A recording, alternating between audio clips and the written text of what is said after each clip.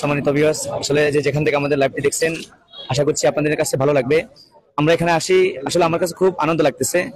আমাদের এখন বর্তমানে রমজান মাস চলছে। রমজান উপলক্ষে আজকে আমার এক জায়গায় ইফতার মাহফিলে দাওয়াতও ছিল, কিন্তু আমি ওই দাওয়াতটাকে বাদ দিয়ে এখানে আসলাম এই কাজটাকে গুরুত্ব দিয়ে, কারণ এটি আমাদের ইমানি দায়িত্ব। আমি মনে মনে ভাবলাম, মনে হয় আমরা গুটি কয়েকজন লোক আসবো। এখানে আসার পর আমার তাওহীদি জনতা ভাইদেরকে দেখে আমাদের মন প্রফুল্লিত হয়ে উঠলো, আনন্দিত হয়ে উঠলো।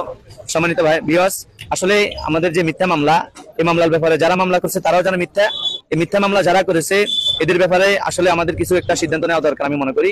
আর আমি এই কথা বলতে চাই, যখন আমাদের ভাইদের হাতে এই আসামিদের অর্থাৎ যাদের নামে মামলা করা হয়েছে যখন লিস্ট আসলো, সবাই এটা দেখে অনেক আনন্দিত।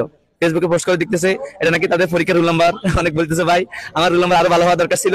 আসলে একটা দিনই কাজে তাদেরকে মামলা দিয়ে হয়রানি করেছে, এতে তারা কেউ নারাজ হয় নাই, সবাই খুশি হয়েছে।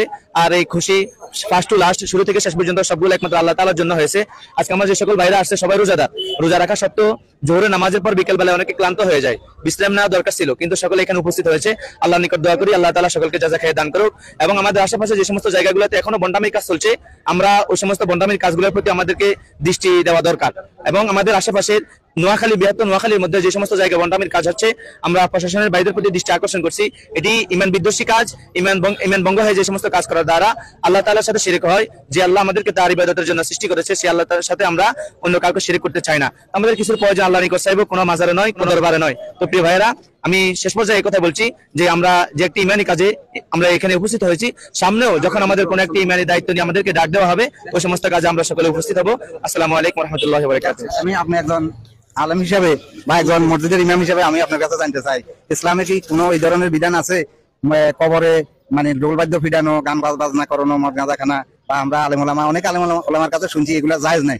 আপনার কি মতামত এটা একটু বলেন। জি ভাই, যে একটা প্রশ্ন করেছেন, আপনার মদ গাঁজা হিরোইন এরপরে যায় এই সমস্ত বিষয় কোরআনের মধ্যে স্পষ্ট আয়াত আছে, ইন্নামাল খামরু ওয়াল মাইসির ওয়াল আনসাব ওয়াল আজলাম রিজিজুম মিন আমালিশ শাইতান। এগুলো হলো শয়তানের কাজ। যারা এই সমস্ত কাজগুলো করে, উপর দিয়ে যদিও মানুষ দেখা যায় বিতর্কতভাবে এরা হলো শয়তান, কোরআনের ভাষা। তো শয়তান যারা, তারা এই কাজগুলো করতে পারে। আর ঢোল বাজনার ব্যাপারে যে কথা বলছেন, হাদিসের মধ্যে রাসূল সাল্লাল্লাহু আলাইহি ওয়াসাল্লাম আমাদেরকে জানিয়ে দিলেন, আল জারসু মাজামিলু শায়াতিন, বাদ্যযন্ত্র এগুলো হলো শয়তানের বাঁশি।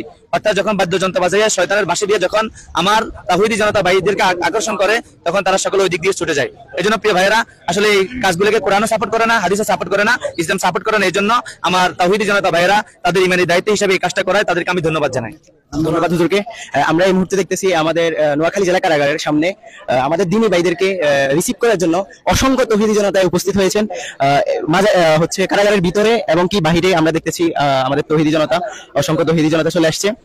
আমরা তাদের জন্য দোয়া করি, তারা এই দ্বীনি কাজে শরীক হয়েছে এবং কি আমাদের ভাইদেরকে মুক্ত করার আন্দোলনে শরীক হয়েছে।